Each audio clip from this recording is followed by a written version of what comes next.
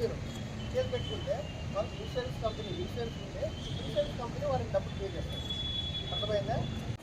Traffic head constable నా సహోదరుడు constable Raghunath తను కూడా ట్రాఫిక్ కానిస్టేబుల్.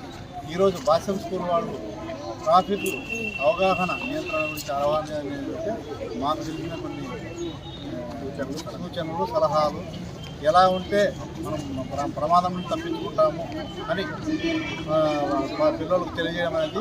ఈ విషయం మేము చెప్పిన విషయాన్ని ట్రాఫిక్ గురించి మేమైతే ఏదైతే అవగాహన చెప్పినామో ఇంటికి వెళ్ళి మీ ఇంట్లో ఉండే పేరెంట్స్కి మీ బ్రదర్స్ అన్నిటికీ తెలియజేయండి. ఆ తెలియజేయడం వల్ల కొంతవరకైనా ట్రాఫిక్ ప్రమాదాలు జరగకుండా ఉంటాయని మేము ఉద్దేశంతో మేము ఈ అవగాహన సదస్సు పాల్గొనడం జరిగింది. పిల్లలకు అన్ని చేద్దాం. దీని గురించి తెలియజేయడం.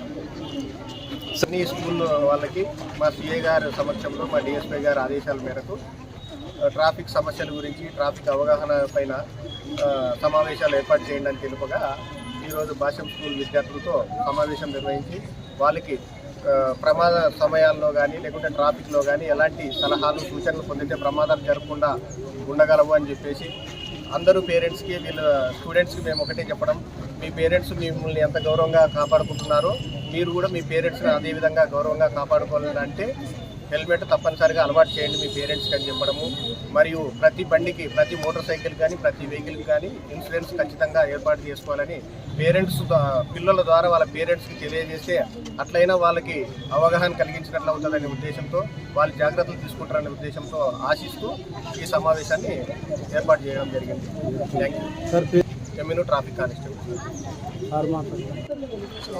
మా 7th క్లాస్ పిల్లలకి 7th క్లాస్లో 11th లెసన్ ప్రకారం రోడ్ సేఫ్టీ అనే లెసన్ ఉంది. సో ఇప్పుడైతే కొద్దిసేపు మా సార్ చెప్పారు, మన ట్రాఫిక్ హెడ్ సార్. సో కొంతమంది ఎన్నిసార్లు చెప్పినా కూడా ఎన్నిసార్లు అవగాహన కల్పించినా కూడా రోడ్డు మీద సరిగ్గా వెళ్ళకపోవడం, ఓవర్ ట్రాఫిక్గా వెళ్ళడం, లేదంటే ఓవర్ స్పీడ్గా వెళ్ళడం, ఈ రీజన్స్ వల్ల ఏమవుతుందంటే ఇక్కడ అపోనెంట్స్ లాసి తర్వాత ఎవరైతే ఫ్యామిలీ వాళ్ళు ఉన్నారో వారు కూడా రోడ్డు మీద పడతారు. సో ఈ రీజన్ వల్ల ఏమైందంటే మా స్కూల్ ప్రకారం మేమేమనుకున్నామంటే మా తోటి సార్ మా రాజా సార్ మేమంతా కూడా ఏమనుకున్నామంటే 7th క్లాస్ మీద ఈ పిల్లలకి ఇప్పటి నుంచే రోడ్డు ట్రాఫిక్ మీద ఒక అవగాహన కల్పిస్తే ఫ్యూచర్లో అంటే ఏదో అంటారు కదా సార్, నేటి పార్లే రేపటి పౌరులు అంటారు కదా. సో ఆ పర్పస్ ప్రకారం మేము ఈ వయసులోనే పిల్లలకు రోడ్ సేఫ్టీ మీద అవగాహన కల్పిస్తే బాగుంటుందని పర్పస్తో మేము మా ప్రిన్సిపల్ మేడం గారితో కన్సల్ట్ అయ్యి మేము ట్రాఫిక్ సిఐ గారితో మాట్లాడి సమావేశాన్ని ఏర్పాటు చేశాం. సో ఈ సమావేశం మేము అనుకున్న దానికంటే కూడా చాలా బాగా జరిగింది. సో ఎస్పెషలీ మేము క్లాస్లో చెప్పుకునే వాళ్ళం సార్. సో మాకు ఎంతవరకు తెలుస్తుందో మేము అంతవరకు మాత్రమే చెప్పగలం. సో రోడ్ ప్రకారం అయితే మా ట్రాఫిక్ పోలీసుల వాళ్ళకే తెలుస్తుంది.